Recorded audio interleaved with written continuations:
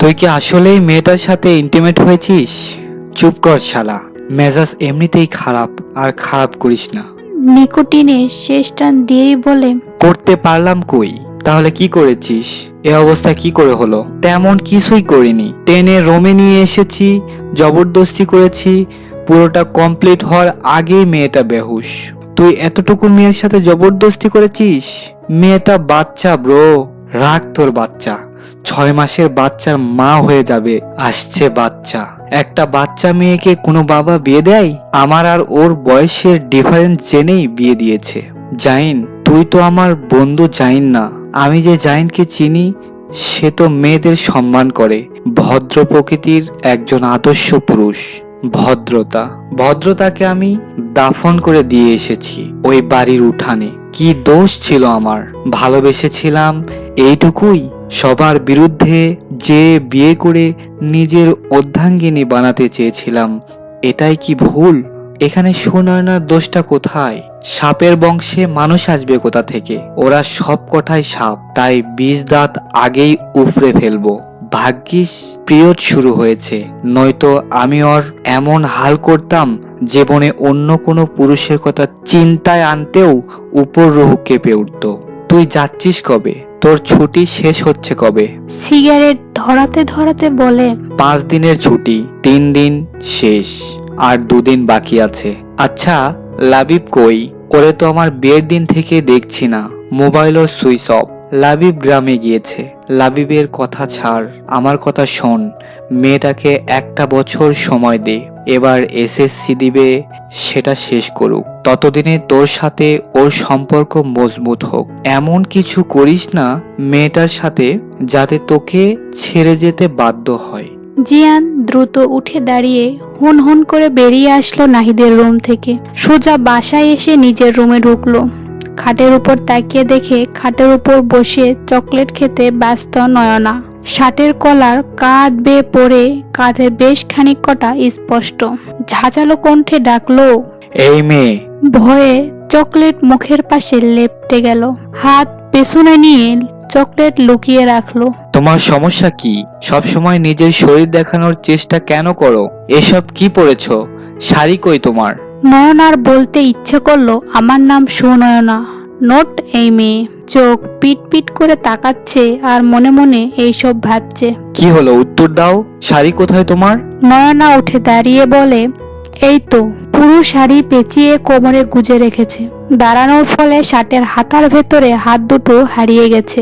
জিয়ানের এবার রাগ না হাসি আসছে। সামনের দিকে ভালো করে তাকিয়ে মনে মনে বলে, আসলেই তো বাচ্চা লাগছে দেখতে। মুখে চকলেট লেপ্টে আছে। শাড়ি এমন ভাবে পেঁচিয়ে রাখছে, 2 কদম হাঁটলেই উষ্টা খেয়ে পড়বে। বুঝলাম না, পুরো পরিবার কি আমার সাথে আবার একটা ধোঁকা করলো? বিয়ের দিন তো জলপাই রঙের লেহেঙ্গা পরে মেয়েটাকে এত বাচ্চা লাগেনি। এই মেয়ে, এদিকে এসো। নয়না বারবার হাত দুটো উপরের দিকে উঠানোর চেষ্টা করছে। কয়েকবার চেষ্টা করে মোটামুটি হাত দুটো কাবু করতে পেরেছে। শাড়ি একটু উঁচু করে সামনে এগোতে চাইলেই বেডের উপর থেকে ধপাস করে পড়ে যেতে নিলে জিয়ান ধরে ফেলে। জিয়ানের গলা জড়িয়ে ধরে ট্যাপ ট্যাপ করে তাকিয়ে আছে নয়না। মনে মনে বলে, হাই আমার রণবীর কাপুর। জিয়ান ঠাস করে নিচে ফেলে দেই। নয়না জোরে বাবা গো বলে চিৎকার করে ওঠে। আরো চিৎকার দেওয়ার আগেই জিয়ান নয়নার মুখ চেপে ধরে। মনে মনে নয়না বলে, তুই একটা ভিলেন, তোকে আমি এমন শিক্ষা দেব, খালি আরেকটু সাহসটা আমার বাড়ুক। রুমের মধ্যে বসে না থেকে যাও, মেয়েটার কাছে যাও, খোঁজ নাও, মেয়েটাকে দেখো, তোমার ছেলে তার অবস্থা কি করেছে। দরকার পড়লে ডাক্তার খবর দেই। ডাক্তার সুলতানা পারভিনকে কল করলেই চলে আসবে। নাজিম সাহেবের কথা শেষ করার আগে নয়নার গলার স্বর কানে আসলো। মিতা বেগম দ্রুত ছুটে আসলেন রুমে। এসে দেখে নয়না নিচে পড়ে আছে। জিয়ান তার খুব কাছে মুখ চেপে রেখেছে। মিতা বেগম জিয়ান বলে ডাক দিতেই জিয়ান নয়নাকে ছেড়ে দিয়ে দূরে সরে আসলো। মিতা বেগম দ্রুত এসে নয়নাকে বুকের সাথে চেপে ধরলেন, মাথায় হাত বুলিয়ে বলেন, তোমার এই অবস্থা কেন মা? নয়না আর চোখে জিয়ানের দিকে তাকাত। রুম থেকে বের হ। জিয়ান সাদা শার্ট নিয়ে রুম থেকে বেরিয়ে আসলো। মিতা বেগম নয়নাকে ধরে বেডে বসালেন, কোমল স্বরে জিজ্ঞেস করলেন, তুমি শাড়ি পরতে পারো না? নয়না মাথা নাড়িয়ে অসম্মতি জানালো। আসো আমি পরিয়ে দেই বলে নিজের আঁচল দিয়ে নয়নার মুখে লেপ্টে থাকা চকলেট মুছে দিলেন, সুন্দর করে শাড়ি পরিয়ে দিলেন। তুমি বসো, আমি তোমার জন্য খাবার আনছি। আচ্ছা, সকালে তোমার কেমন নাস্তা পছন্দ? নয়না মিতা বেগমকে জড়িয়ে ধরে কেঁদে দিল। শাড়ি পরানোর সময় মিতা বেগম নয়নার শরীরে বিভিন্ন চিহ্ন দেখছেন, যা তার ছেলের বদৌলতে বাচ্চা মেয়েটার শরীরে স্থান পেয়েছে। মাথায় হাত বুলিয়ে বলে, কাঁদে না নয়না, শরীর খুব ব্যথা করছে। আমাকে বলো তোমার কি সমস্যা হচ্ছে। আমি আপনার সাথে থাকবো আন্টি। আচ্ছা ঠিক আছে, তবে জানো তো বিয়ের পর মেয়েদের একমাত্র ভরসাযোগ্য আশ্রয়স্থল স্বামী। নয়না মিতা বেগমের আঁচল খামচে ধরল। গতকাল রাতে তার সাথে যা হয়েছে, এরপর এই মানুষটার সাথে স্বাভাবিক হতে পারবে কখনো? মিতা বেগম নয়নার ভয় বুঝতে পেরে নয়নাকে বলল, তোমার স্বামী ততটা খারাপ না। যে রূপ তুমি দেখছো সেটা তোমার বোনের উপর রাগ ক্ষোভ থেকে। তবে জানো, তোমাকে ভালোবাসা দিয়ে ওর এই রাগকে মোচন করতে হবে।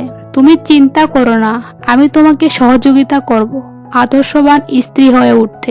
এখন বসো, আমি খাবার নিয়ে আসি। মিতা বেগম চলে যেতেই নয়নার নীলঞ্জনার কথাটা মাথায় আসলো। আচ্ছা, নীলঞ্জনা আপি তো লাবিব নামের একটা ছেলেকে ভালোবাসতো, তাহলে এই তিত করলার সাথে কি সম্পর্ক? নীলাঞ্জনা আপি কি টু টাইমিং করতো?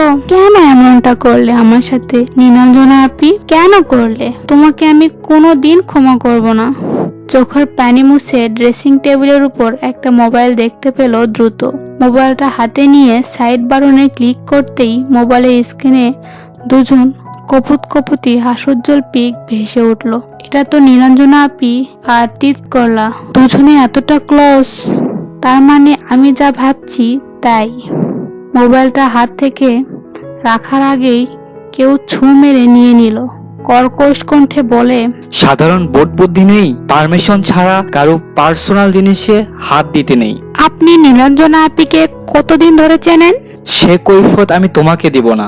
নয়নার দিকে চোখ পড়তেই চোখ গেল গলার দিকে, রক্ত জমে জমাট বেঁধে কালো হয়ে থাকা চিহ্নের উপর। মনে একজনকে রেখে ঘরে কেন আমাকে আনলেন? মলিন কণ্ঠে বলল নয়না। তোমার বয়স কত? পেছন থেকে মিতা বেগম বলেন, 16 বছর। এখন মনে হলো বইয়ের বয়স জানতে হয়, বিয়ের আগে জানতে হয়, বিয়ের পরে না। সরি আম্মু, আমার ভুল হয়েছে। আমি আমার ভুল শুধরে নিব। আজই সুনয়নাকে ওদের বাসায় ফেরত দিয়ে আসবো। চলবে। পরের পর্ব দেখতে আমাদের চ্যানেলটি সাবস্ক্রাইব করে সাথেই থাকুন।